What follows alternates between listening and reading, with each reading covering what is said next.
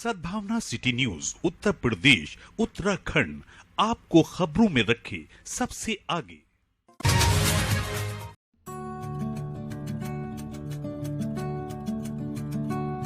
अंतर्राष्ट्रीय मानवाधिकार दिवस के उपलक्ष्य में ईपीएम के तत्वावधान में मानवाधिकार और भारतीय संविधान विषय पर आयोजित सेमिनार में नागरिकों को मौलिक अधिकारों के बारे में बताया गया।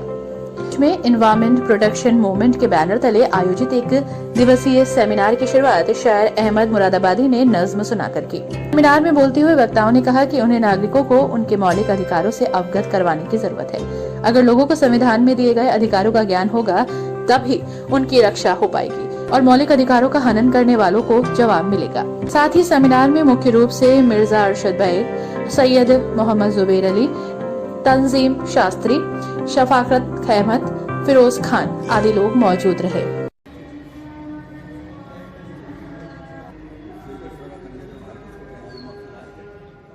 मांग कर रहे हैं, जरा ध्यान रखना। तो उससे क्या होगा कि गरीब आदमी के इस प्रोग्रामों को ऐसे, और जो हमारे मुख्तार अंसारी साहब ने कहा, और हमें इसको ना किसी भाईचारे के चरागों को जलाए यारो, आओ नफरत के अंधेरों को मिटाए यारो, भाईचारे के चरागों को जलाए यारो। हमको कानून ने भारत के इजाजत दी है, हमको कानून ने भारत के इजाजत दी है। अपने हक के लिए आवाज उठाए यारो, अपने हक के लिए आवाज उठाए यारो। और ये शेर समाप्त करें। रात दिन चीख के हालात हमें कहते हैं, रात दिन चीख के हालात हमें कहते हैं। इल्म के दीप हर एक घर में जलाए यारो, इल्म के दीप हर एक घर में जलाए यारो। दीन के धर्म के नारे भी लगाना, लेकिन दीन के धर्म के नारे भी लगाना, लेकिन पहले इंसान को इंसान बनाए यारो, पहले इंसान को इंसान बनाए। हम बोलते तो हैं स्टेजों से, हम बोलते तो हैं जज्बों और जुलूसों में, लेकिन हम हक देने को तैयार नहीं हैं। और यही हमारे इस प्रोग्राम का मकसद है कि हम उस हक के लिए, उस मूल अधिकारों के लिए, उस बुनियादी चीजों के लिए, उस बुनियादी हकों के लिए लड़े, लोगों तक उसको पहुंचाएं कि तुम्हारे हक ये है। क्योंकि जब वो जान पाएंगे तभी तो अवेयर होंगे, और तभी तो अपने कोई उनके पास आएगा तो वो एक फॉर्म भी सही से भर पाएंगे। कितनी बड़ी है कि एक फॉर्म हम नहीं भर पाते कि उसमें मूल अधिकार क्या है, हमारे उस फॉर्म के अंदर क्या है। आज हमारे बच्चे जो है वो कहते एजुकेशन से महरूम है। क्यों महरूम है? क्योंकि प्राइवेट कॉलेज खोल दिए गए, जबकि सरकार मौजूद है। सरकार को चाहिए सब वन एजुकेशन वन इंडिया कर देती, सबकी फीस माफ। लेकिन क्या क्या गया, आपके अधिकारियों को चल लोगों को अधिकार दे दिए गए, 2% लोगों को अधिकार दिए गए कि आप जो है इनको कहते बच्चे जो है ना काबिल होंगे ना अपने अधिकारों को जान पाएंगे, हम लोग राज करेंगे। कॉन्स्टिट्यूशन ऑफ इंडिया के जितने फंडामेंटल राइट्स आप देखें, कितनी खूबसूरती है फंडामेंटल राइट। तो कह रहा राइट टू एजुकेशन, पढ़ो, सबको पढ़ाओ। कहां पढ़ रहे हैं सब? राइट टू ईट, खाना खाओ, कहां खाना खाया जा रहा, सबको कहां मिल रहा? एक रात शाम को पता नहीं होता एक बंदे को कहते कि मुझे शाम को खाना मिलेगा नहीं मिलेगा। राइट टू स्पीच, सबको बोलने का अधिकार है, बोल रहे लोग, लेकिन दबकर, डरकर, खौफ में बोलते हैं। उनको डराया जाता है, दूसरे तरीकों से डराया जाता है, वो दबाव पर बुलाकर बात करते हैं। राइट टू रिलीजन का अधिकार दिया गया है कि आप अपने धर्म का प्रचार करें, अपने प्रसार करें, प्रोग्राम करें, करते हैं, लेकिन एक डर और खौफ में।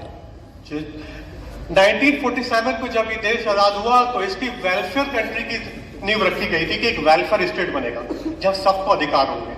अगर एक आदमी खड़ो होकर किसी चीज की डिमांड करेगा तो उसकी डिमांड सुनी जाएगी, लेकिन ऐसा नहीं हुआ। हम वही जाल में फंस गए जो इंटरनेशनल पॉलिसीज थी कि जो करते हैं, जो ह्यूमन राइट्स 1948 में चार्टर यूएनओ लेकर आया। उस यूएनओ का चार्टर का मकसद ये था कि पूरी दुनिया के लोगों से एक किया जाए, उनके अधिकारों को प्रोटेक्ट किया जाए, लेकिन वो प्रोटेक्शन नहीं मिला। चंद लोगों की कठपुतली बन गया यूएनओ, वो जैसा चाहते हैं वैसा होता है।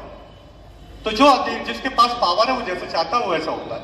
तो उस पावर को समझाना पड़ेगा लोग को, अवेयर करना। और आप लोगों से भी गुजारिश है कि ऐसा प्रोग्राम बनाए जिसमें एक फंड जैसे बैतुल माल था, इस तरह का अगर कोई कमेटी बन जाए या ऐसा कोई सेंटर बन जाए, लोग अपनी सब जगह न दें, 25% ही दे दें बहुत अच्छी फंड में। तो आपके एरिया में कोई है, मालूम वार्ड है, उसमें ऐसे कोई बच्चे नजर आए, उससे मदद हो जाए। आपके वार्ड में कोई ऐसे बच्चे हैं, वो मदद हो जाए। तो वार्ड वाइज हो, ना कि हम पूरे शहर की जिम्मेदारी लें। और अभी इलेक्शन करीब है, इंशाल्लाह ऐसे आदमी को चुने जिसके दिल में मोहल्ले वालों का दर्द हो, उनकी मदद को चले, ना कि सिर्फ टाइल बिछाने के कमीशन ले। मुझे सारे मालूमात है कि कितना कमीशन लेता है वो, और उसके दिन में क्या क्या काम है, स्ट्रीट लाइट इसके दिन में, राशन की दुकान है उसके दिन में, बेसिक स्कूल इसके दिन में, हेल्थ के वो खुले हुए सेंटर जगह जगह, ये भी उसके दिन में। तो वो सिर्फ टायर बिछाने का काम क्यों ले रहा है भाई? मेरे मोहल्ले में जरा भी इधर से उधर नहीं चल सकता है वो, ये काम करूँगा, सारे काम करता है। चाहे सफाई वाला ही 5 मिनट में आ जाता है, क्योंकि मैं सभासद नहीं हूँ तो क्यों आ रहा हूँ। सीवर लाइन की लाइन पड़ी, पाइप पड़े, सब खड़े होकर मैंने पड़वाए, और उस पर गट्टा पड़वा के, मिट्टी पड़वा के, सड़क पे रोलर चलवाए। वो फोन करा मैं रोलर चलेगा पहले, बाद में डामर पड़ेगा। तो उसने रात को रोलर चलाया, फिर डामर डाला। तो वो जिम्मेदार बने अपने अपने वार्ड में, पूरे शहर की जिम्मेदारी न लें। और प्रोग्राम होने चाहिए प्रॉब्लम एंड सोल्यूशन। सोल्यूशन आपके पास है पर आपको नजर नहीं आता हूँ। अगर हिम्मत करोगे डीएम से भी आप काम ले सकते हो, डीएम किस लिए बैठे ये पहली ज़रूरत है। लेकिन इसके साथ साथ मैं ये अर्ज करूँ कि दुनिया में बहुत सारे कानून बने, यूएनओ बने। यूएनओ क्या है? हाथी के दांत खाने के और दिखाने के और। बिल्कुल ये ह्यूमन राइट्स के लिए इतना बोला जाता है, लेकिन यही मुल्क जो बड़े बड़े हैं जिन्होंने अपने आप में को वीटो की पावर दे रखी है, पूरी दुनिया के मालिक शामिल हैं, लेकिन वो 4 मुल्क जिन्होंने अपने हाथ में वीटो की पावर ले ली। एक तरफ तो ये कहते हैं कि जो फैसला हो वो अक्सरियत का हो, लेकिन इसके बरखिलाफ मालूम अगर उनकी मर्जी नहीं होती या उनका अपनी फायदा उन्हें नहीं दिखाई देता तो उसे वीटो कर जाते हैं। तो ये फिर फंडामेंटल राइट्स कैसे मिले, इंसानियत किस तरह जागे? वहाँ तो मुल्क पर हाविज होना होता है तो बम्बार्ड करने के बाद लाखों लोगों को यूं नहीं बनवा दिया जाता। कहाँ है वो इंसानियत करने वाले लोग?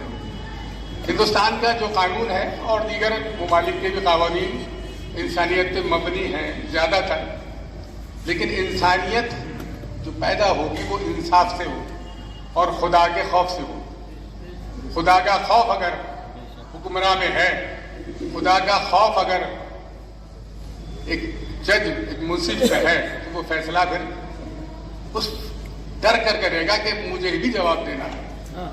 आज जो है मुंसिफ जो है हमारे यहाँ के जो फैसले आए हैं और आते रहे तो आते खुदा का डर का बना, ये खुदा का डर ही तो पैदा होना चाहिए जिससे कि फिर वो किसी का डर उनमें न रहे कि साहब प्राइम मिनिस्टर ऐसे बैठे हैं और सीएम ऐसे हैं, अगर मैंने ऐसा कर दिया तो मेरे खिलाफ ये हो जाएगा, मेरी नौकरी चली जाएगी। तो वो लोग जिनको खुदा का खौफ होता है वो फिर मुनफियत नहीं ख्याल करते, उन्हें कोई डर नहीं होता, नौकरी चली जाए। एसएसपी साहब को, डीएम साहब को, ये सब ये ख्याल हो कि जो हम पहले इंसान हैं और इंसानियत का दर्ज सबसे पहले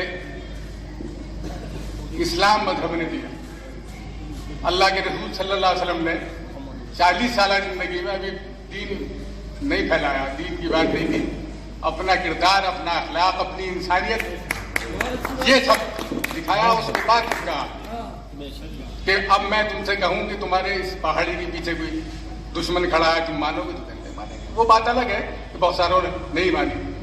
तो अल्लाह का खौफ पैदा करें लोगों के अंदर और खास तौर से उन लोगों में पैदा करें। कहीं ना कहीं वो चीजें छूट चुकी हैं। पहले हर जगह नजर आता था, कचहरी में बहुत सारे स्लोगन इस तरह के नजर आते थे, तो उससे ये होता था कि कहीं आदमी जाता था तो वहाँ उसे पता चलता था, क्योंकि इम्प्लीमेंट जो करना है वो ज्यादातर इस केसेस में देखा है कि पुलिस को करना है।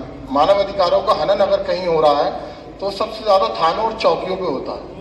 क्योंकि अभी मैंने 4 दिन पहले ही देखा कि किसी साहब की कंप्लेंट, किसी इस शहर से बाहर की कंप्लेंट पुलिस आती है और लोकल थाने की पुलिस लेती है और किसी घर पहुंच जाती है, वो आदमी वहाँ मौजूद नहीं है, उसके किसी रिश्तेदार को उठा के ले जाती है और उस रिश्तेदार को भी थाने नहीं, थाने से भी दूसरे जिले में भेज देती है। जब वो बात रात भर चली और जब सुबह को मुझे मालूम हुआ 9 बजे, तो मैं उनको लेकर सीओ साहब के पास गया। मैंने कहा सर ये रिश्तेदार हैं और उनके वहाँ प्रोग्राम में आए थे, वो ढूंढने पुलिस उन्हें आई थी, तो क्या रिश्तेदारों को भी ले जाएगी? तो उन्होंने फौरन थाने को फोन लगाया एसएचओ साहब को और कहा, बहुत डांटा और ये कहा कि तुमने ये रात किस तरह से हरकत करी जो तुमने किसी रिश्तेदार को भेज दिया, क्या उसके वारंट थे? और ये मैं इनको भेज रहा हूँ और आप इसके अंदर अपहरण का मुकदमा दर्ज करें जो रात पुलिस वाले ले गए थे। जब उन्होंने ये बात कही तो मेरा हौसला बढ़ा और सीना चौड़ा हुआ जब उन्होंने कहा कि मैं अपहरण का मुकदमा दर्ज कराऊंगा और इनकी तहरीर लीजिए और मुकदमा दर्ज कीजिए। मुझसे बोले नौमानिया आप जाइए थाने पे और अपहरण की तहरीर देना। जब मैं थाने पे पहुंचा तो इससे पहले फोन आने शुरू हुआ कि सर वो आपका बंदा जो है वो छुट रहा है, अभी 10 मिनट में छुट रहा है। और जब मैं पहुंचा तो उनका मुंह तो बहुत बना उन लोगों का कि भाई ये बात जो थी, मगर बात मौजूद जो है आज मानव अधिकारों का, तो जरूरत जो है एक आम आदमी को इस बात की है कि उसको सरपरस्ती चाहिए।